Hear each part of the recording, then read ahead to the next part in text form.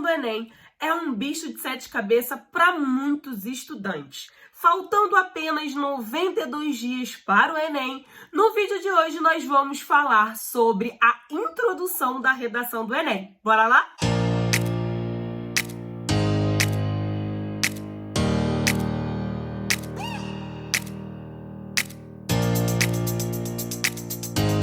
Pessoal, eu sou a professora Ellen, sou professora de língua portuguesa, sejam muito bem-vindos ao meu canal e no vídeo de hoje eu vou falar para vocês 3 formas de vocês realizarem a introdução do Enem. Vale ressaltar que aqui no canal nós temos um vídeo que fala sobre a estrutura da redação do Enem. No vídeo de hoje eu vou abordar apenas a introdução do Enem e vou trazer, junto com essas 3 formas, 3 exemplos que vocês consigam entender na prática de como realizar esses formatos falados no vídeo de hoje. Mas antes, não deixe de se inscrever no canal se ainda não é inscrito. Deixe o seu like, envia para um amigo que vai fazer o Enem e precisa saber dessas dicas. O importante é você compreender esses 3 formatos e escolher o que melhor se adapta ao seu estilo de escrita. Então, bora lá começar a entender e a compreender esses 3 formatos da introdução? A tipologia exigida na redação do Enem é a dissertativa argumentativa. Vale lembrar também que nós temos vídeos sobre isso no canal e todos os vídeos que eu falar que tem aqui no canal eu vou deixar na descrição. Então, primeiro compreendamos que a tipologia dissertativa argumentativa é pautada em introdução, desenvolvimento e conclusão.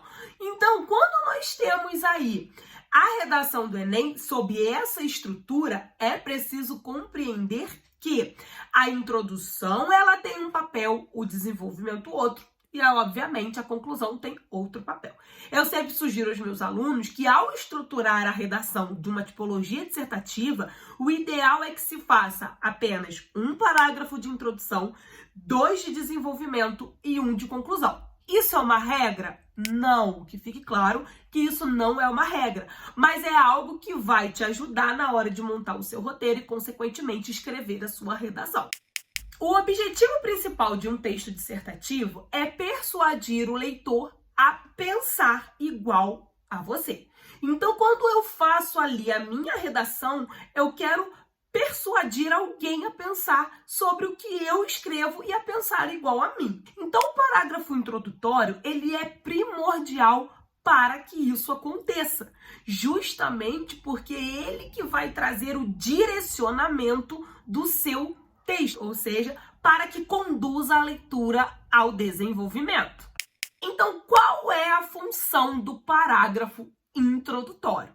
Eu tenho aí 2 funções dentro dessa tipologia textual exigida pelo Enem quando se trata de parágrafo de introdução. A primeira é apresentar o tema e a segunda é apresentar a tese dentro do meu parágrafo de introdução. Mas vai aí uma ressalva. É obrigatório a apresentação da tese no parágrafo introdutório? Não. Obrigatório? Não. Desde que a sua tese fique evidente no decorrer do texto de vocês. Então, aí, ela não se torna uma obrigatoriedade no parágrafo de introdução. Mas seria interessante que ela aparecesse no seu parágrafo introdutório, justamente para o leitor compreender o que ele vai encontrar no seu desenvolvimento. Qual vai ser esse direcionamento, tá certo? Então, voltando aí à apresentação do tema. Então, para a apresentação do tema, dedique-se a evidenciá-lo, contextualizando o leitor sobre a sua importância. Para que isso aconteça, o ideal é que se utilize palavras-chave da frase temática. Ou seja, não é copiar o tema que aparece proposto na redação, e sim trazer as palavras-chave. Geralmente, cada tema da redação proposta pelo Enem apresenta aí 3 palavras consideradas chaves para você colocar ou na sua introdução ou no corpo do seu texto. Coloque-as, procure colocá-las na introdução do seu texto, beleza? Já quanto à apresentação da tese, foi conforme eu falei para vocês, não é uma obrigatoriedade. Porém, quando apresentada no primeiro parágrafo, é uma excelente prática, visto que torna mais efetivo o entendimento da sua argumentação, trazendo o direcionamento para o seu texto. Entendido isso, pessoal, vamos aí aos 3 formatos de introdução que vocês podem fazer aplicando tanto o tema quanto a tese. Mas antes, é importante que vocês tenham um planejamento para o texto de vocês, antes mesmo de vocês começarem a redação de vocês. Eu vou trazer um vídeo aqui no canal que fala como realizar esse planejamento, porque ele tem que ser muito rápido, até porque você vai fazer aquele planejamento ali antes de fazer a sua redação. Então ele tem que ser rápido e corriqueiro, justamente para preencher lacunas no seu texto, para que não fique aí um texto solto e muito menos com falta de coesão e coerência. Tá certo? Então, bora lá. Vimos aí, então, que no parágrafo introdutório é ideal que se tenha a apresentação do tema e a apresentação da tese. Vale ressaltar que nada do que eu falo aqui, pessoal, é obrigatório que vocês façam, mas fazendo e seguindo essas dicas vai corroborar muito para vocês na hora da escrita, vai ajudá-los bastante, tá certo? Pessoal, é preciso que vocês compreendam que existem várias estratégias que vocês podem utilizar para escrever a introdução de vocês. Porém, essas 3 estratégias que eu vou trazer aqui para vocês são estratégias comprovadas, visto que eu retirei os exemplos do próprio site do MEC, de redações do site do Enem, utilizadas para o Enem do próprio MEC, tá certo? Então, vamos lá. A primeira estratégia, pessoal, é a síntese. Então, vai aparecer aí na tela como que funciona essa estratégia para vocês. Ela é uma estratégia simples e direta, ajudando a garantir um projeto para o texto de vocês organizado, de forma que não haja lacunas na hora da estrutura do mesmo. Você vai começar de forma que você apresenta o tema através das palavras-chave do tema proposto na redação e elencar dentro do seu parágrafo de introdução o que será trabalhado nos parágrafos seguintes. Então, pessoal, para poder trazer esse exemplo na prática para vocês, eu peguei o tema da redação do Enem, a apresentação desse tema é manipulação do comportamento do usuário pelo controle de dados na internet. E aí, eu peguei a redação da aluna Carolina Mendes Pereira e trouxe a introdução dela, retirada, lembrando, do site do MEC, tá certo? Então vamos lá, olha o que a Carolina escreveu na introdução dela. O advento da internet possibilitou um avanço das formas de comunicação e permitiu um maior acesso à informação. No entanto, a venda de dados particulares de usuários se mostra um grande problema. Apesar dos esforços para coibir essa prática, o combate à manipulação de usuários por meio de controle de dados representa um enorme desafio. Pode-se dizer, então, que a negligência por parte do governo e a forte mentalidade individualista dos empresários são os principais responsáveis pelo quadro. Então vamos analisar aí esse parágrafo introdutório dela, pessoal. Quando ela começa o seu texto, primeiro ela contextualiza o leitor. Correto? Vocês observem aí que ela contextualiza quando ela diz o advento da internet, nesse primeiro tópico frasal, ela está contextualizando o leitor de acordo com o tema. Em seguida, ela fala a respeito do que ela vai abordar nos próximos 2 parágrafos de desenvolvimento dela, que é a negligência do governo e a mentalidade individualista dos empresários. Então, nós temos aí a contextualização do tema de forma rápida e, em seguida, nós temos aí o direcionamento dos próximos parágrafos dela. Nesse contexto é que se está voltado essa estratégia da síntese no parágrafo introdutório. Beleza? Então vamos à segunda estratégia aí a ser utilizada. A segunda estratégia é utilizar a referência histórica, o referencial histórico, ou seja, utilizar o tempo ao nosso favor. Então vamos compreender como é que se funciona a partir de agora. Olha aí na tela.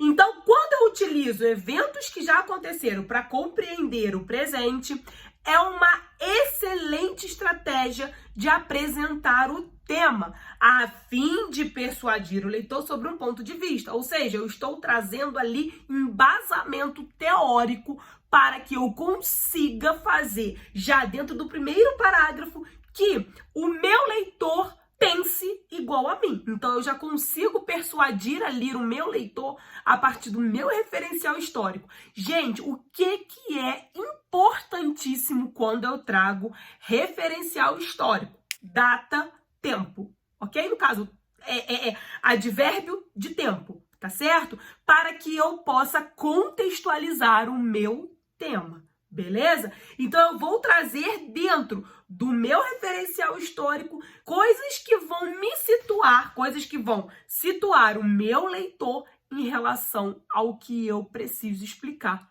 de agora, tá certo? Eu contextualizei ele dentro do tema. Vamos ver aí, na prática, dentro do mesmo tema. Então, nós vamos ver agora a redação da candidata Natália Cristina, também retirada do site do MEC. Vamos ver aí o que ela colocou. A utilização dos meios de comunicação para manipular comportamentos não é recente no Brasil. Ainda em 1937, Getúlio Vargas apropriou-se da divulgação de uma falsa ameaça comunista para legitimar a implantação de um governo ditatorial. Entretanto, os atuais mecanismos de controle de dados proporcionados pela internet revolucionaram de maneira negativa essa prática, uma vez que conferiram aos usuários uma sensação ilusória de acesso à informação, prejudicando a construção da autonomia intelectual e, por isso, demandam intervenções. Ademais, é imperioso ressaltar os principais impactos da manipulação, com destaque à influência nos hábitos de consumo e nas convicções pessoais dos usuários. Então, quando a gente para analisar a redação dessa candidata, a gente já compreende que ela contextualiza aí no primeiro tópico frasal em relação ao tema proposto pelo Enem. Logo em seguida, ela já traz aí como mecanismo de referência histórica a Era Vargas e cita a data com precisão, 1937, e traz aí um paralelo do que acontecia já na Era Vargas com o que acontece atualmente, utilizando o vocábulo, os atuais mecanismos. Então, ela traz de forma que ela contextualiza desde aquela época, trazendo até o hoje, ou seja, até o presente, tá certo? Então, vamos à terceira e à última estratégia. Por último, e não menos importante, nós temos a referência cultural. Embora seja uma estratégia utilizada mais na argumentação, quando nós utilizamos no parágrafo introdutório, nós estamos demonstrando aí um vasto conhecimento de mundo, tornando a temática mais atrativa ao leitor, tá certo? Então, para que vocês possam compreender como utilizar a referência cultural na prática, também trouxe sobre o mesmo tema, manipulação do comportamento do usuário pelo controle de dados na internet, a redação da candidata Fernanda Carolina Santos, também retirada do site do MEC, que diz assim: no filme Matrix, clássico do gênero de ficção científica, o protagonista Neo é confrontado pela descoberta de que o mundo em que vive é, na realidade, uma ilusão construída a fim de manipular o comportamento dos seres humanos, que, imersos em máquinas que mantêm seus corpos sob controle, são explorados por um sistema distópico denominado pela tecnologia.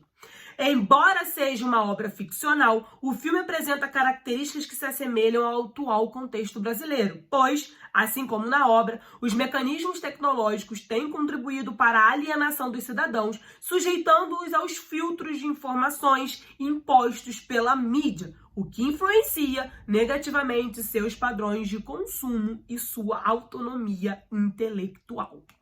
Quando a gente para analisar, a introdução dessa candidata através da referência cultural, nós compreendemos que ela começa de cara trazendo a referência cultural sobre o filme Matrix, explicando o que acontece no filme, mostrando a relação de sentido que tem o filme com o tema.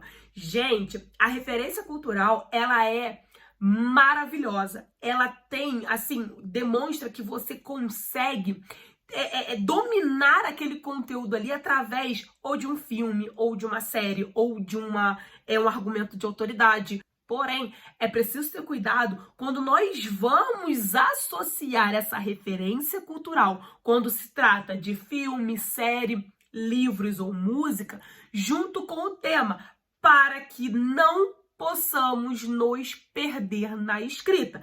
Aqui a candidata soube elencar muito bem, ela soube relacionar perfeitamente bem o filme com o tema exigido na proposta do Enem. Primeiro ela traz o sentido do filme para relacionar em seguida com a proposta apresentada no tema. Além de apontar como o mundo virtual pode manipular o comportamento dos indivíduos, tá certo? Então, recapitulando, as 3 estratégias que nós vimos no vídeo de hoje foi a síntese, a referência histórica e a referência cultural. Quando nós utilizamos uma dessas 3 frentes de forma comprovada que eu mostrei para vocês, não tem como dar errado. Revejam as dicas para que vocês possam entender e compreender qual a melhor estratégia pode se adaptar ao estilo de escrita de vocês. Vimos também quais são as 2 funções do parágrafo introdutório, sendo que uma se torna ali mais para o lado da obrigatoriedade, que é apresentar o tema. Você precisa apresentar ali o tema para contextualizar o seu leitor. E vimos também a apresentação da tese, que foge da obrigatoriedade de se estar dentro do parágrafo introdutório, desde que ela esteja evidente no decorrer do texto de vocês. Então esse foi o vídeo, pessoal, espero que vocês tenham gostado. Se você gostou, não deixe de se inscrever no canal e nem de deixar o seu like. Escreve aqui nos comentários mais o que vocês desejam ver aqui no canal, afinal de contas, esse canal é de vocês. Peço desculpa pela minha voz, estou aí me recuperando de uma forte gripe, mas eu não poderia deixar de trazer o vídeo de hoje para vocês, porque eu considero importante, visto que o Enem está chegando. Não deixe de assistir esse vídeo aqui e nem esse, pois vão ajudar vocês tanto a entender como que se estrutura a redação do Enem, e esse aqui vai te ajudar a entender a tipologia textual exigida na redação do Enem. Beleza, pessoal? Então, bora rumo à aprovação? E aí, bora lá?